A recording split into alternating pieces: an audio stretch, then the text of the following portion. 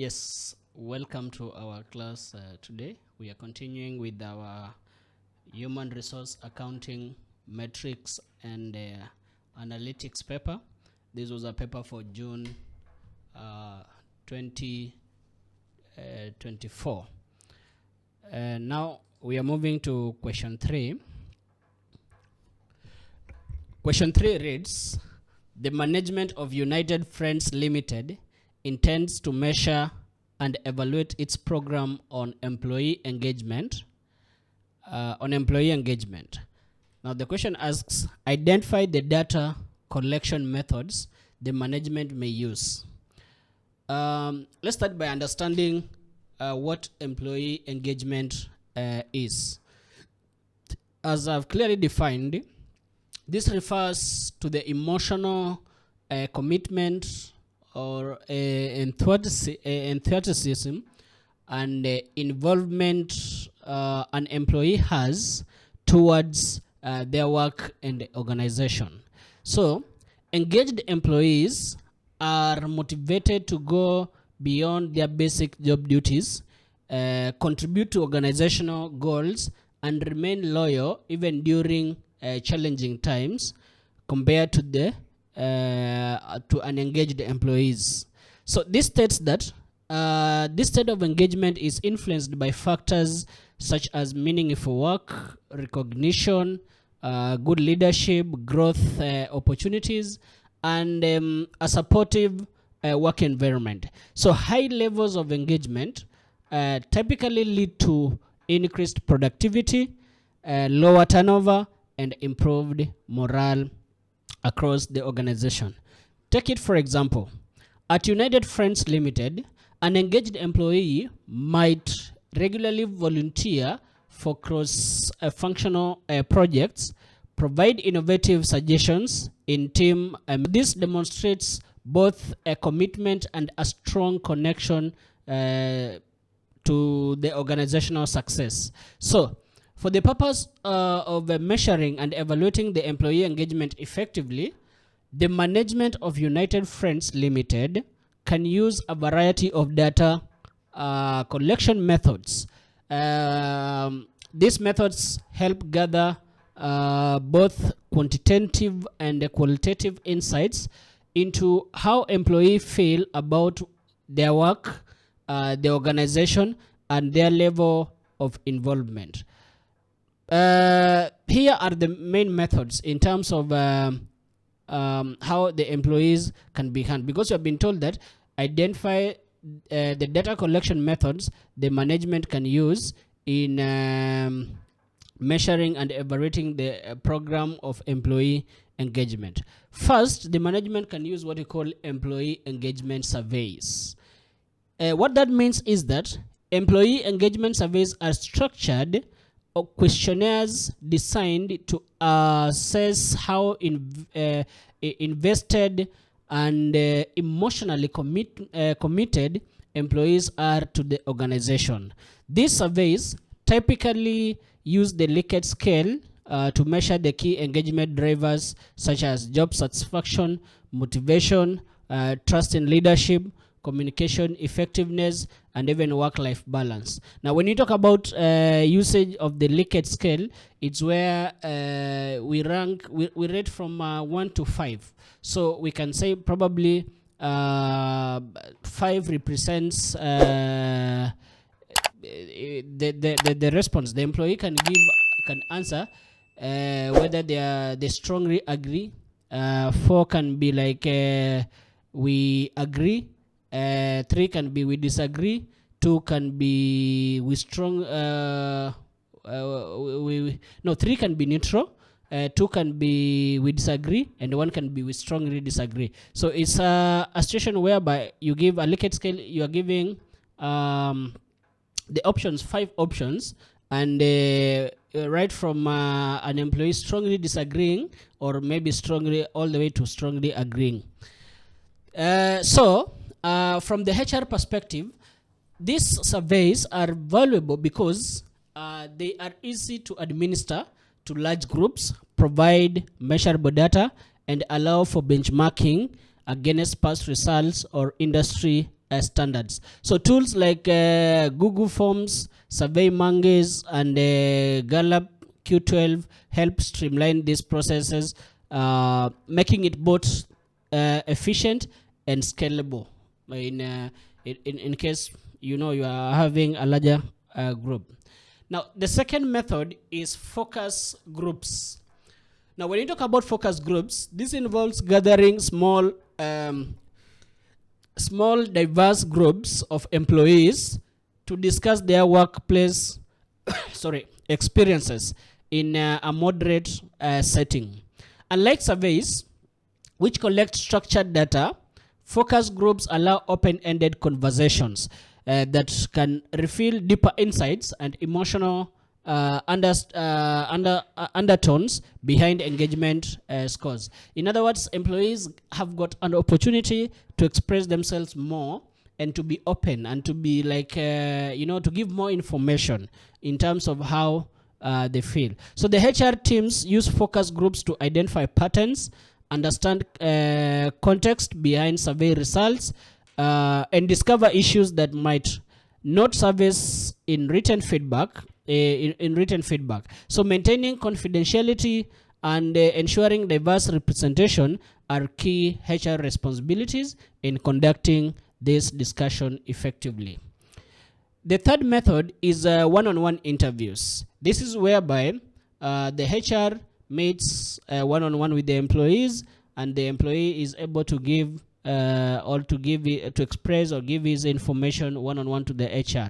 So one-on-one interviews are personalized conversations between employees and the HR professionals or external consultant, aimed at collecting detailed qualitative feedback on engagement and workplace experiences.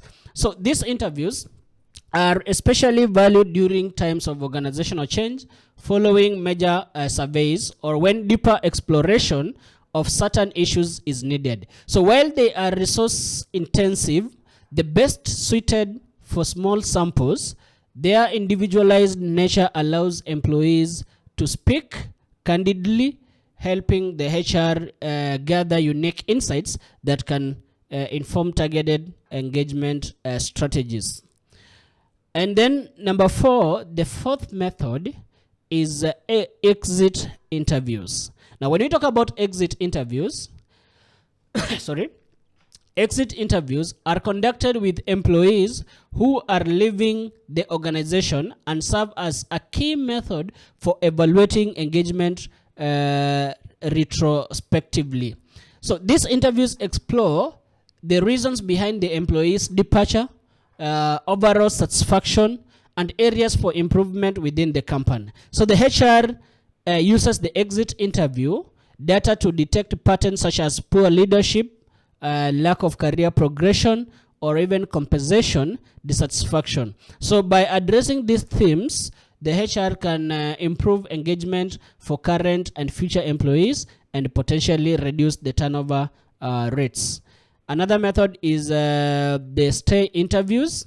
Stay interviews are proactive discussions with current employees aimed at understanding why they continue to work with the company and what might influence them to leave. So these interviews help the HR identify what aspects of the job or workplace are engaging and what needs to be improved. So unlike exit interviews, whereby you are conducting this interview when an employee is leaving, stay interview gives an organization an opportunity to act before the employee becomes disengaged or decides to leave. So they also demonstrate to employees that their opinions are valued, which can in itself boost the engagement. Another method is suggestion boxes or digital feedback tools. Suggestion boxes, whether physical or digital, allow employees to share ideas, give feedback and concerns, and raise concerns anonymously. So these tools foster a culture of continuous engagement by giving an opportunity to employees to express their voice outside the formal review processes. So the HR departments often use these submissions to identify emerging concerns, improve policies, recognize innovative ideas, and many others. So anonymity encourages more candid feedback, especially the employees who feel uncomfortable speaking up in meetings or in structured interviews, because they might feel they might be victimized if they raise some issues and all that. So when you're giving them a platform where they can express themselves without being known, it becomes easier, and it becomes motivating for them to always express themselves. Then we have observations. Observation involves HR managers or supervisors watching employees behave and interaction in real time to assess levels of engagement. So the signs of high engagement include active participation in meetings, collaborations, enthusiasm, and initiative. So while this method is subjective, it can offer valuable context when used alongside other data collection method. In other words, you cannot basically use this method. Sometimes when you observe, through observation, you might not collect 100% of the right feedback compared to getting to solicit the information from the employees themselves. So when you're using observation method, it's recommended that you use it alongside other method, which gives more clear information. So the HR professionals must remain neutral and avoid biases when interpreting observation to ensure fairness and accuracy. Lastly, we have the HR metrics and analytics. The HR metrics and analytics involves analyzing existing workforce data to infer employee engagement levels, or to check on the employee engagement levels. The metrics such as absenteeism, turnover rates, participation in voluntary training, productivity, and internal mobility offer indirect but meaningful insight to engagement. For example, high absenteeism or turnover may signal disengagement, while active participation in development programs suggest that the employees are well motivated and they are well engaged. So the HR team use this data to track trends over time, benchmark against targets, and of course inform evidence-based decision making. So those are the 8 methods that can be used to facilitate or to tell whether the engagement is right or not. Now, question number 2. The management of PAL Pills Investment Limited is in the process of preparing human resource budget. Examine the key human resource costs to be considered in the budgeting process. Now, when you talk about human resource budget, human resource budget is a financial plan that outlines all anticipated costs associated with managing the organization's workforce over a specific period, typically in a fiscal year. So we have the normal budget that is being prepared from the finance department, but equally it's good for the human resource to understand the different costs that are involved in line with the HR department. So it includes expenditures such as the employee salaries, benefits, recruitment, training and development, performance management, employee welfare programs, HR technology, and compliance related costs. So the HR budget ensures that the company allocates adequate resources to attract, retain, and develop talent while aligning with broader organizational goals. Like for example, if a company plans to expand operations and hire 50 new employees, the HR budget will cover costs for recruitment campaigns, onboarding, additional training program, and possibly increased benefit coverage for the extended workforce. So this planning helps prevent overspending and supports strategic workforce planning. So when preparing a human resource budget, the management of PAL or PEL Pills Investment Limited must consider a comprehensive range of HR related costs.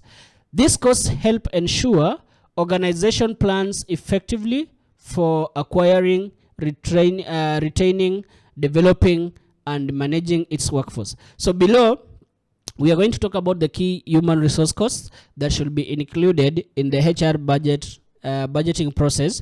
In the HR budgeting process, that is it. So the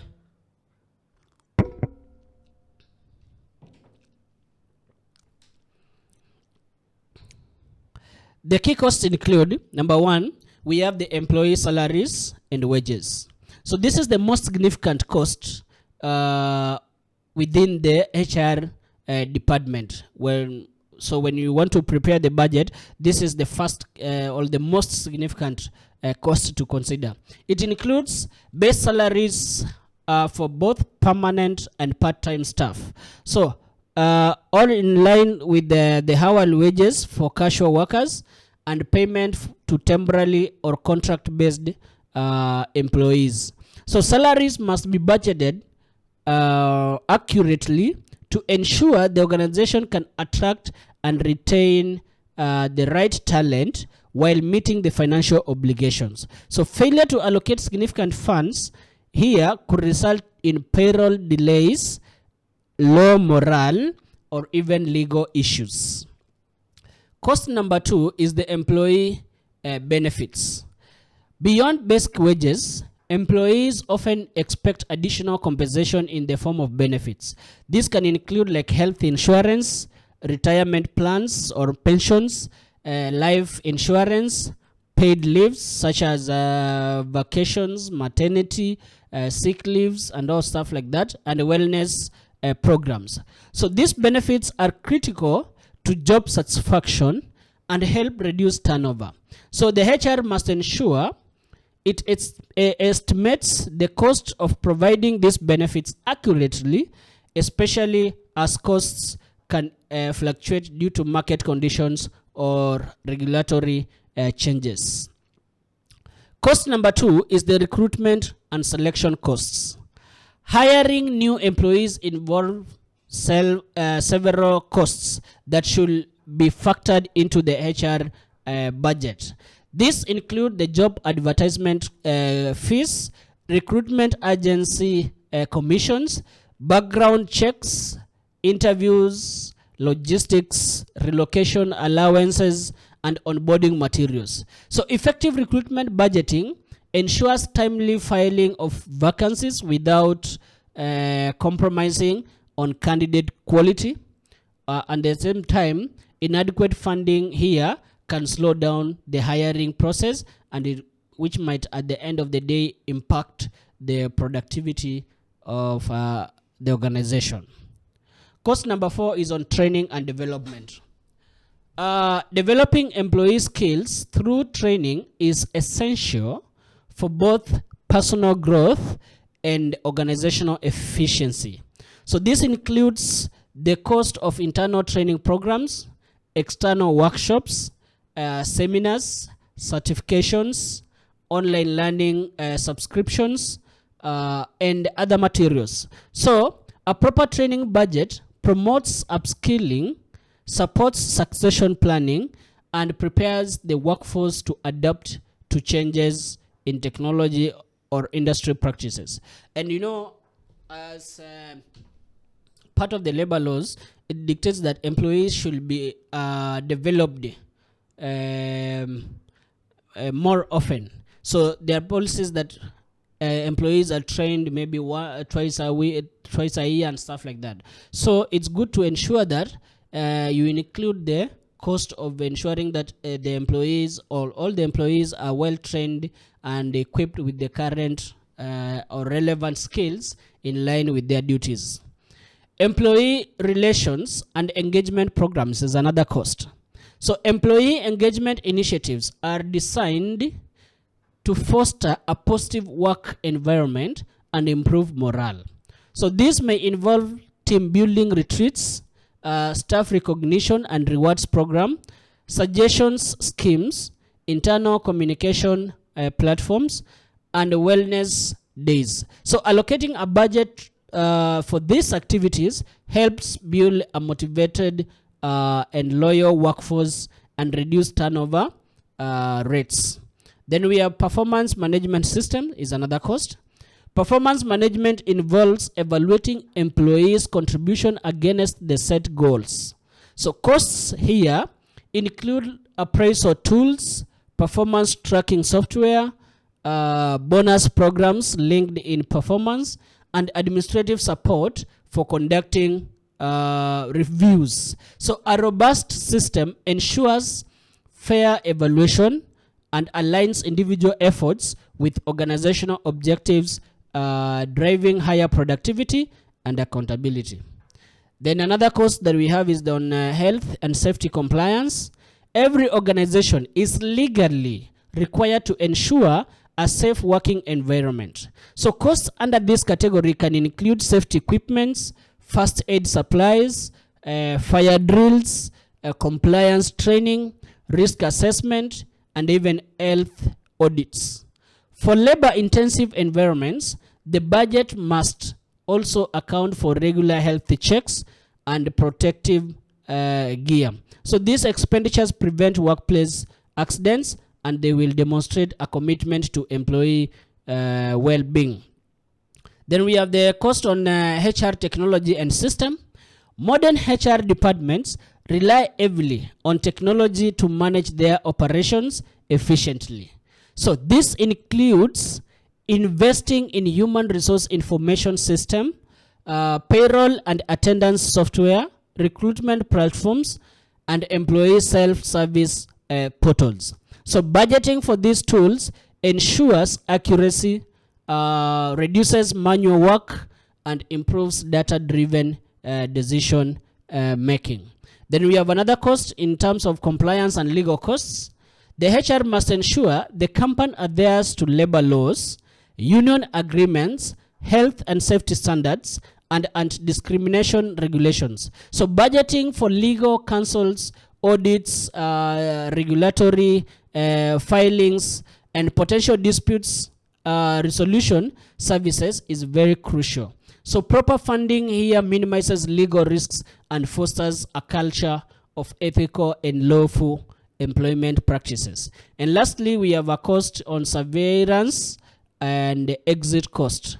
So employees leave the organizations, whether through resignation, retirement, or even termination, all this entails costs. So this includes severance payments, final salary payouts, exit interviews, and even outplacement services. So budgeting for this ensures there is smooth transition and protects the company from legal claims and upholds the employer his brand in that manner. So those are the costs that are involved, and they should be well captured in the human resource budgets. Thank you. So if you like this video, you can always enroll with us. You'll be able to access more of these revision sessions, and also you'll be able to find well done lectures or pre-recorded videos for all the KASNEB courses as well as CHRP. And in case of anything, you can always reach us out. We have our contact details on the screen. Feel free to call, feel free to WhatsApp anytime. So thank you, and let's meet in our next session.